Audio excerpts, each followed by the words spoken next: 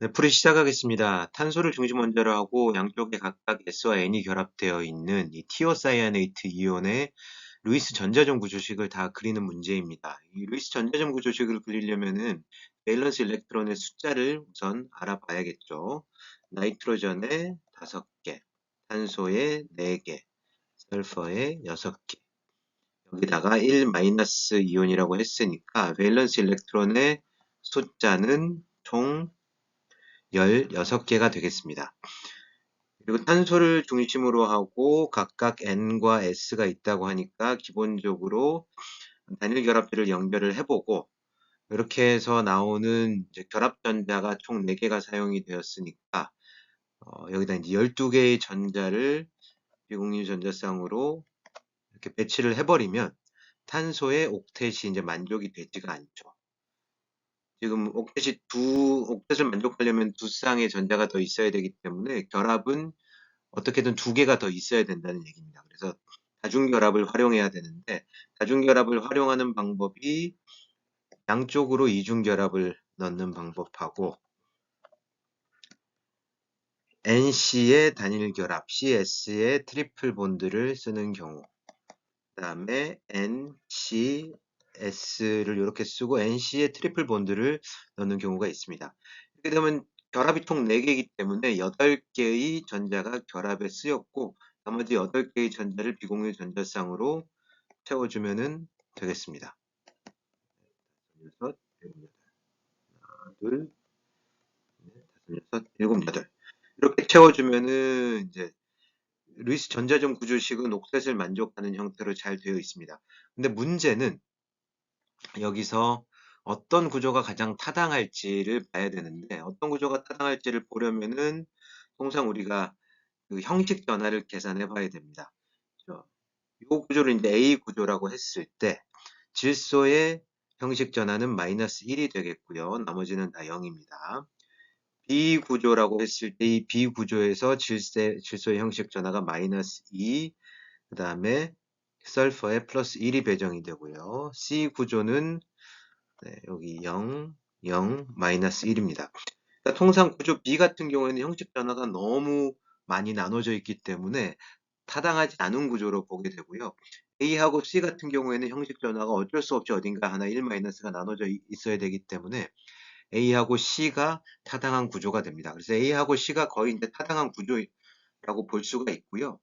근데 이 중에서도 어느 게 더 타당하냐라고 볼 때는 형식 변화가 마이너스인 게 전기 음성도가 조금 더 음성도가 큰 쪽에 형식 변화가 마이너스가 배정되는 게 좋겠죠. 그래서 A가 사실은 조금 더 타당합니다만 통상 A와 C 구조가 다 가능한 공명 구조라고 생각을 합니다. 네, 두 번째 문제입니다. 이제 아래 표는 티오시아네이트 이온하고 이게 수소화된 경우 그때의 SC 결합 길이하고 CN 결합 길이 그리고 이제 결합 차수에 따른 SC와 CN의 결합 길이를 피코미터 단위로 나타낸 표입니다. 이 표에서 수소화에 따라서 CN 결합 길이가 변하는 이유를 설명하라고 했는데요. CN 결합 길이가 원래 118 피코미터였는데 수소화가 돼버리면 122 피코미터로 살짝 늘어납니다. 요 이유를 이제 설명을 하라는 건데요. 앞서서 봤었던 것 중에 이제 타당한 구조 중에 하나로 요 구조를 가지고 왔어요. 자, 이 표에 따르면은 티오시아네이트에서 CN의 결합 길이는 티오사이아네이트 이온에서는요. CN의 결합 길이가 요거 둘 사이에 있죠. 이중결합하고 삼중결합 사이일 거라는 것을 알 수가 있습니다. 그래서 앞서서 이제 그 봤었던 구조 중에 요 구조도 되게 타당합니다. 네, 그래서 이중결합하고 삼중결합의 중간인 결합 차수일 것을 예상을 할 수 있는데요. 수소화가 일어날 때는 어떤 일이 생기냐 하면은 수소화가 일어나게 되면은 여기 전자쌍이 프로톤에 배위되는 형태가 일어날 텐데 프로톤에 배위되게 되면 이 전자쌍이 이쪽으로 끌리게 되죠. 이때 N하고 C 사이에 있는 결합 전자쌍도 결국 나이트로전에 귀속이 되어 있는 거기 때문에 N에 있는 전자가 일부 수소에 나눠져서 분포해서 CN 결합에 있는 전자 밀도조차도 이쪽으로 끌려가는 효과가 생깁니다. 그래서 CN의 결합 차수가 조금 낮아지기 때문에 그런 효과 때문에 CN의 결합 길이가 길어진다고 볼 수 있습니다. 다음 문제입니다. 티오시아네이트 이온은 금속과 결합하여 배위 화물을 형성할 수 있는데 이때 S와 N 모두 전자쌍 주계로 작용할 수가 있습니다. 그러니까 앞서 2번 문제 같은 경우에는 나이트로전이 수소에 배위되는 형태인데요. 지금 이제 금속하고 결합할 때를 얘기하는 겁니다. S하고 N 모두 다 전자쌍 주계로 작용해서 S의 금속이 붙은 경우도 있고 N의 금속이 붙은 경우도 있는데 일반적으로는 둘 중에 하나가 좀 더 전력학적으로 안정해서 한 가지 이성질체가 선택적으로 발견이 되는 경우가 많습니다. 그래서 티오시아네이트 이온이 코발트 3 플러스와 배위할 때하고 머큐리 2 플러스하고 배위할 때 각각 이 어느 자리가 배위 자리로 사용된 이성질체가 선택적으로 생성될지 예측하라는 문제입니다. 이유도 설명을 해야 되는 거죠. 자, 요 나이트로전이 배위하는 경우도 있겠고요. 여기 설퍼가 배위하는 경우도 있겠습니다. 자, 이때 나이트로전하고 설퍼가 어떤 금속에 배위할지는 소위 말하는 하드 소프트 엑시드 베이스 이론이라는 걸 따릅니다. 하드 소프트 엑시드 베이스 이론은 하드 엑시드와 하드 베이스가 결합을 잘하고 소프트 엑시드와 소프트 베이스가 결합을 잘 한다는 거죠.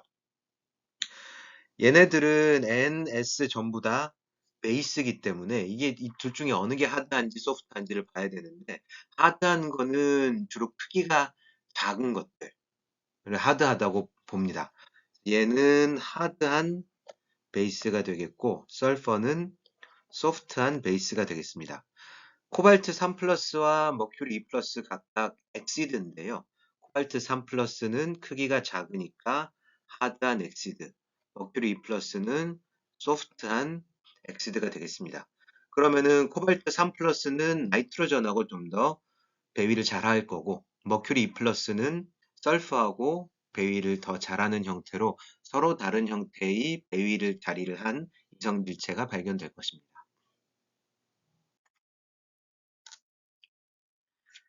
자, 2번 문제입니다. 질산이온은 산성용액, 그러니까 H+, 수소와 이온의 존재하에서 조건에 따라서 여러 단계의 환원 반응이 일어날 수 있는데요. 질산이온에서의 질소의 산화수는 플러스 5죠. 네. 산소가 이제 E-일 거기 때문에 질소는 플러스 5의 산화수를 가지고 있는데요. 환원이 되면 이 산화수가 낮아질 거잖아요. 재밌게도 질소의 환원 반응에서 질소의 산화수가 플러스 4, 플러스 3, 플러스 2, 플러스 1, 0, 마이너스 3으로 변화하는 반응들이 다 존재합니다. 이런 환원 반응들이 다 존재해요. 그래서 첫 번째 문제는 그겁니다. 질소의 산화수가 각각 플러스 4, 플러스 3, 플러스 2, 플러스 1, 0, 마이너스 3으로 이제 변화하는 이 6가지 경우에 대해서 환원 반쪽 반응식을 모두 다 작성하라는 겁니다. 각각에서 어떤 화학종이 있는지를 먼저 알아야겠죠. 이제 플러스 5인 경우 이제 시작 물질은 질산이온이고 플러스 4인 경우는 NO2, 질소의 산화수가 플러스 3인 경우에는 NO2 마이너스, 플러스 2인 경우에는 NO, 플러스 1인 경우에는 N2O, 질소의 산화수가 0인 경우는 N2고요. 질소의 산화수가 마이너스 3인 경우는 암모늄 이온 NH 플러스가 되겠습니다. 그러니까 각각 6가지 경우에서 시작 물질은 NO3 마이너스고 그 다음에 산성용액하라고 했으니까 H 플러스가 들어가겠죠. 그리고 NO2가 생성되는 반응이 첫 번째 플러스 4인 산화수로 환원되는 반응식입니다.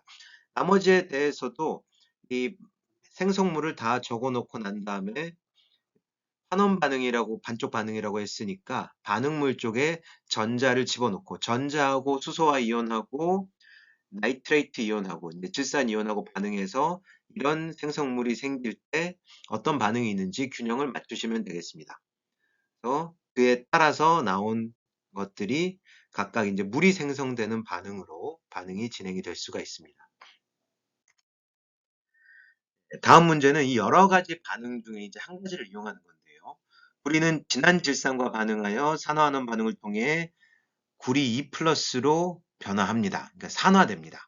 그러니까 질소가 혼합되면서 구리를 산화시키는 건데요. 이때 질산이온은 앞에서 제시한 여러 환원 반응 중 하나를 거쳐서 갈색의 자극적인 기체를 발생시킨다고 했습니다. 앞에서 나온 여러 가지 생성물, 질소, 산화물이나 암모늄 중에 갈색의 자극적인 기체가 뭔지 알면 이 문제를 풀 수가 있겠죠. 갈색의 자극적인 기체는 NO2입니다. 그래서 NO2가 나오는 이 환원 반응을 하나 써놓고 그대로 가져와서 써놓고 산화 반응은 커퍼가 커퍼 2+로 산화되고 전자를 두 개를 내놓는 반응이니까 요거 두 개를 전자수가 없도록 밸런스를 맞춰보면은 CU가 HNO3 4당량이랑 반응해서 커퍼 2+, 얘는 사실 여러분 반응식을 적을 때 커퍼 2+랑 NO3- 두 개로 적으셔도 돼요.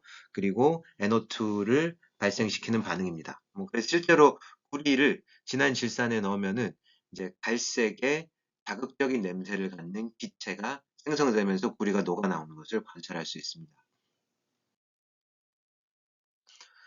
네, 세 번째 문제는 금속 유기 골격체 문제입니다. 이 금속 유기 골격체라는 거는 금속 이온 혹은 금속 클러스터가 뭔가의 오게닉 물질하고 유기 물질하고 배위되어 있는 구조입니다. 이 유기 리간드하고 금속 혹은 유기 리간드하고 금속 혹은 금속 클러스터가 어, 연결이 되어 있고 보통 이제 금속 이온이나 금속 클러스터가 꼭지점 역할을 하고 유기 리간드가 이 연결해주는 역할을 해서 약간 정글짐 같은 구조를 만들 수가 있습니다. 자, 금속 유기 골격체에서 꼭지점 역할을 하는 걸 금속 마디라고 부르고요. 요걸 이제 Secondary Building Unit SBU라고 보통 통칭해서 부릅니다. 그리고 이 금속 마디들을 유기 리간드가 연결해 주는 겁니다. 이 금속 유기 골격체 마프 중에 뭐 아주 대표적인 게 이제 마프 5라고 하는 게 있는데 얘는 그 금속 마디가 뭐냐 하면은 징크 4개가 옥시전하고 연결되어 있는 구조입니다. 자, 중심 산소 원자를 4개의 징크 O4 사면체가 공유하여 이루어진 ZN4O 유닛이라고 되어 있습니다. 그리고 유기리간드는 1,4-벤젤 디카복실산, BDCE-로 되어 있습니다. 이 양쪽 카복실레이트를 갖고 있거든요. 양쪽 카복실레이트를 갖고 있는 이 이온이, 그러니까 이 BDC라는 거는 이제 생긴 게 이렇게 생겼는데요. 벤젠이 있고 카복실레이트가 나와 있는 구조, 여기 이제 BDCE-인데요. 이게 연결되어 있습니다. 요때 첫 번째 문제는 금속 마디의 구조를 대략적으로 그리라는 겁니다. 금속 마디의 구조가 여기 나와 있죠. 중심 산소 원자 4개, 중심 산소 원자를 4개의 징크오프 사면체가 공유했다라고 하니까 요 구조를 그리라는 겁니다. 여기 꼭지점에는 다 산소가 있을 거예요. 빨간색으로 동그라미를 친 것들이 다 산소입니다. 그리고 이 분홍색의 사면체, 4개의 사면체 센터에는 각각 징크가 존재하게 됩니다. 아연이 존재하게 됩니다. 요거는 사실 금속 마디로는 이렇게 그릴 수도 있고요. 보통 많이 그리는 형태는 요 형태입니다. 여기서 이제 보라색이 징크고요. 그 다음에 이 초록색이 옥시전이고 여기 카본이 있죠. 요 카본이 여기서 나오는 겁니다. 벤젠이 있고 카복실레이트가 있으면은 요 카복실레이트가 징크에 배위되어 있는 형태입니다. 그래서 금속 마디의 구조는 이런 식으로 그리라는 것이 문제가 되겠습니다.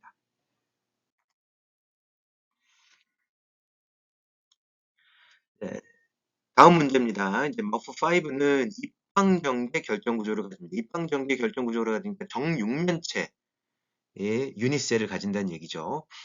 네, 단위세포 내에는 징크4, 금속 마디 하나당 BDC-가 3개 비율로 존재합니다. 마프5의 단위세포에는 이러한 금속 마디와 유기 링커 리간드로 이루어진 정육면체 구조가 8개 포함되어 있다. 그리고 단위세포 하나에 포함된 징크 이온의 개수를 구하라는 문제입니다. 요게 지금 8개의 금속 마디와 12개의 유기 리간드로 이루어진 하나의 정육면체인데요. 요런 게 유니셀 안에 8개가 포함이 되어 있다고 하니까 실제 유니셀은 요겁니다. 요게 단위세포입니다. 요걸 단위세포로 쳐줘요. 요 안에 들어있는 이 단위세포에 들어있는 징크 이온의 개수를 구하라는 얘기입니다. 자, 일단 요 정육면체 하나 봅시다. 정육면체 하나는 이 꼭지점 하나만 떼서 보면은 꼭지점 하나에는 징크가 4개 있죠. 근데 이 꼭지점이 얘가 무한히 연결된 구조이기 때문에 인접한 8개의 정육면체의 공유가 됩니다.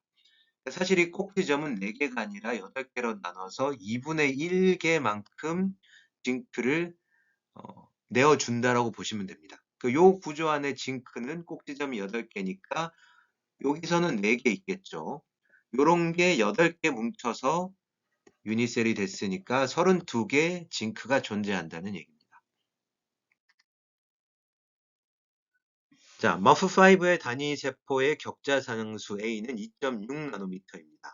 머프5의 이론적 밀도를 유효 숫자 2자리까지 구해보라는 겁니다.